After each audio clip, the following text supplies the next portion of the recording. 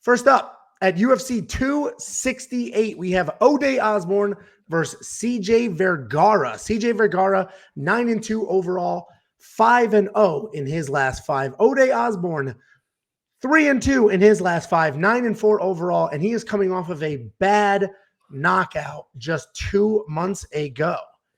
CJ Vergara, so we're opening this card with two strikers that have very different striking styles. CJ Vergara is making his official UFC debut after a nice win on the Contender Series. He's a really good striker with clean boxing, solid knees, and he likes to fight inside, and he has solid clinch work with some real power. Ode is a southpaw. He uses range really well to keep people at the end of his punches. He's got a ton of power, great finishability, especially at 125 pounds. In case you forgot, when we broke him down last time, his last fight was his first fight at 125. He was coming down from 145, and 20 pounds at that sort of weight is a big drop. He didn't really cut weight in the past, so now he's just cutting a little bit, and he's more natural. Last time we were curious how he would look, and frankly, even though he was KO'd late in the first, he honestly looked pretty good leading up to that. And I can comfortably say that 125 pounds is the best weight class for him. Listen, the round line on this, so the length of time that Vegas thinks this fight will go, is only 1.5 rounds. That's because we have two strikers with power. I'm going to go with Ode here. He had an uncomfortable outing in his last fight. I think he's got the power edge. He's definitely the more versatile fighter. I think he's going to have the size advantage because he is bigger for this weight class, even though he was small for 145. And I think Vergara's just forward pressure, his boxing heavy forward pressure, is just going to play into Ode's counter striking and range control. And I think he might get caught with something.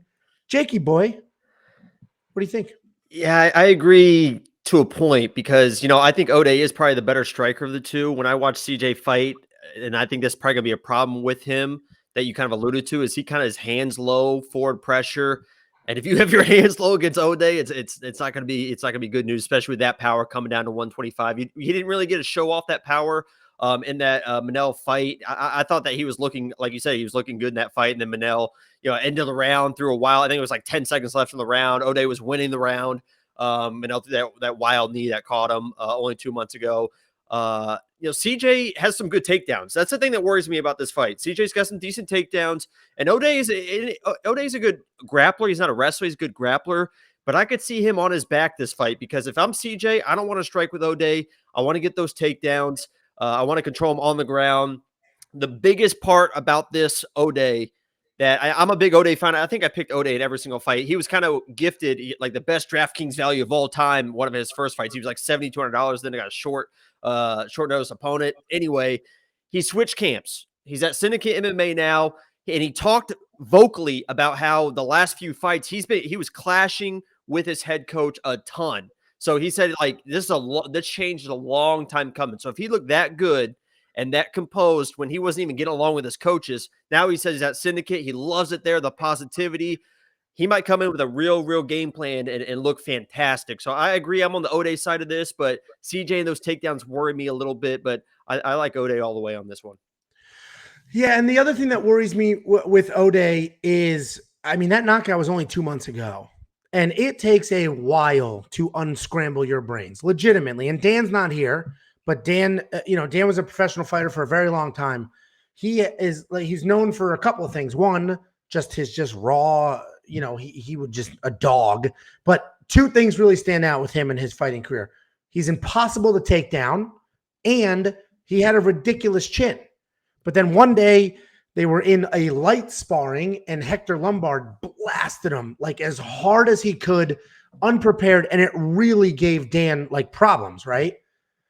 And Dan was fighting like 3 weeks after that, and that was the first time that Dan ever had chin issues in a fight because he just didn't have time for that to recover, didn't have time for that to come back, and it takes time. 2 months is not enough time, especially, he was out cold. That was a bad knockout. So bad. Those knees are nasty. When you get hit with a knee, it's no joke. That's the Trust me, I know. Trust me, I know. Yeah, you're definitely positive. That's the one thing that worries me. But I do think Ode is the better fighter. I think he's the more powerful fighter. Styles make fights, and I think his range, counter-striking, plays perfectly to CJ's just forward pressure, throwing wild stuff. With that being said, yeah, I wouldn't be surprised too if Ode comes in, with a grappling game plan as well. Because you mentioned the big knockout, you mentioned a change of coaches. He could, because he's a good grappler. We'll see. Well, and when we say on this channel, when we say grappling, we're talking about jiu-jitsu. Wrestling is wrestling, and we try to make a distinguish between the two. And there's a couple fights on this card where they have good grappling and miserable wrestling. So just want to highlight that. What do you think of the DraftKings? I don't think I'm going to touch either one of these guys. I think Ode's a little too expensive. CJ's a little too unknown. I completely agree. 100%. Monkey knife fight is interesting because the round line is 1.5. And if you've watched our sort of line setting videos where we have Chris Riley who sets these monkey knife fight lines, we have him on. He talks about his lines, how he got there. Essentially what he does is he does his research. He understands the typical strikes thrown in a fight with that specific fighter, looks at the round line, and then just sort of does a math formula from there. 66 seems high for a fight that is supposed to end at 7.5 minutes. So I don't know what to do with this round line. I actually do think it is probably more. I have a feeling this fight goes a little bit. I will probably play the over on the 1.5 round line because there is power here. They are two sort of heavy-handed strikers, but I think this fight will go a little bit. What do you think? I will say that Ode has not been out of the first round, win or loss, since 2016. So there's something to hang your hat on. I would probably play the less.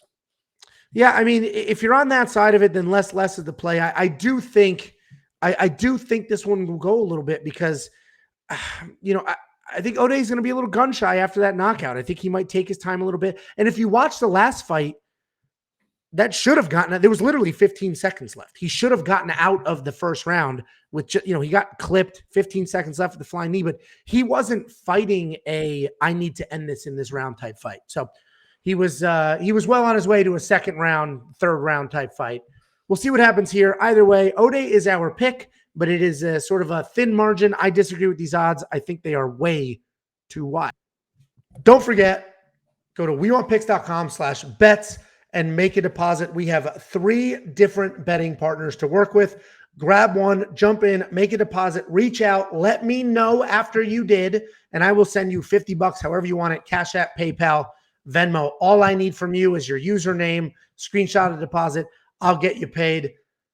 Thank you very much for the watch. Like, subscribe, do all the things, and claim your free money.